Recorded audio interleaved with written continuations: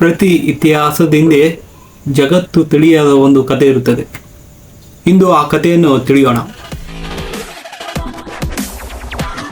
Titanic ಜಗತ್ತಿನ ಅತಿ ದೊಡ್ಡ ದುರಂತದ ನಿಜವಾದ ಕಥೆ. ಇತಿಹಾಸ ಕೇವಲ ದಿನಾಂಕಗಳ ಸಂಗ್ರಹವಲ್ಲ, ಪ್ರತಿಯೊಂದು ಘಟನೆಯ ಹಿಂದೆ ಒಂದು ಪಾಠ ಅಡಗಿದೆ. ಇಂದು ನಾವು ಮಾತನಾಡುವುದು ಜಗತ್ತನ್ನೇ ಬೆಚ್ಚಿ ಬೀಳಿಸಿದ ಒಂದು ಘಟನೆಯ ಬಗ್ಗೆ, ಟೈಟಾನಿಕ್. ಟೈಟಾನಿಕ್ ಯಾಕೆ ವಿಶೇಷವಾಗಿತ್ತು? 1912 ಇಂಗ್ಲೆಂಡ್ನ ವೈಟ್ ಸ್ಟಾರ್ ಲೈನ್ ಕಂಪನಿಯ ಒಂದು ಕನಸನ್ನು ನನಸಾಗಿತ್ತು. ಆ ಕನಸಿನ ಹೆಸರು RMS ಟೈಟಾನಿಕ್. ಆ ಸಮಯದಲ್ಲಿ ಇದು ಜಗತ್ತಿನ ಅತಿ ದೊಡ್ಡ ಪ್ರಯಾಣಿಕರ ಹಡಗು. ಸುಮಾರು 269 ಮೀಟರ್ ಉದ್ದ, ಸುಮಾರು 46,000 ಟನ್ ತೂಕ. ಆ ಕಾಲದ ಅತ್ಯಾಧುನಿಕ ತಂತ್ರಜ್ಞಾನದಿಂದ ನಿರ್ಮಿಸಲಾಯಿತು.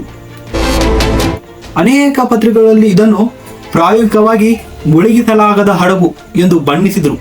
ಜನರು ಟೈಟಾನಿಕ್ನಲ್ಲಿ ಪ್ರಯಾಣಿಸುವುದೇ ಒಂದು ಗೌರವ ಎಂದು ಭಾವಿಸುತ್ತಿದ್ದರು.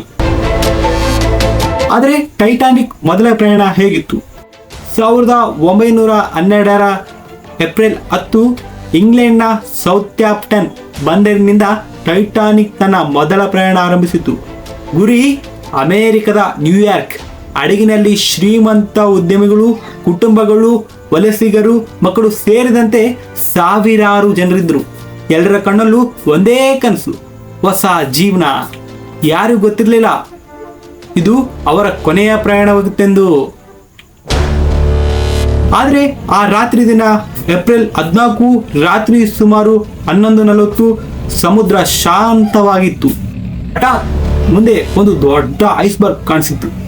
ಹಡಗನ್ನು ತಿರುಗಿಸಲು ಪ್ರಯತ್ನಿಸಲಾಯಿತು, ಆದರೆ ತುಂಬಾ ತಡವಾಗಿತ್ತು.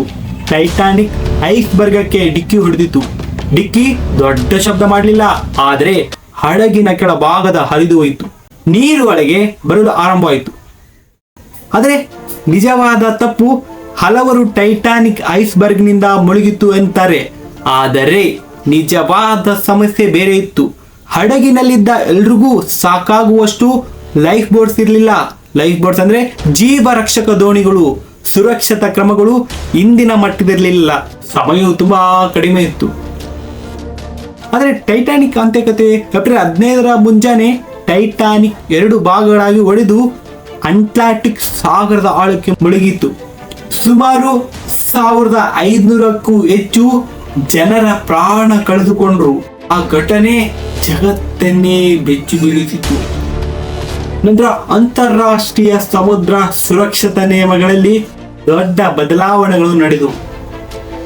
ಆದರೆ ಟೈಟಾನಿಕ್ ನಮಗೆ ಕಲಿಸಿದ ದೊಡ್ಡ ಪಾಠ ಏನಂದ್ರೆ, ತಂತ್ರಜ್ಞಾನದ ಎಷ್ಟೇ ಮುಂದುವರೆದರೂ ಸುರಕ್ಷತೆಯನ್ನು ಎಂದಿಗೂ ನಿರ್ಲಕ್ಷ್ಯ ಮಾಡಬಾರದು.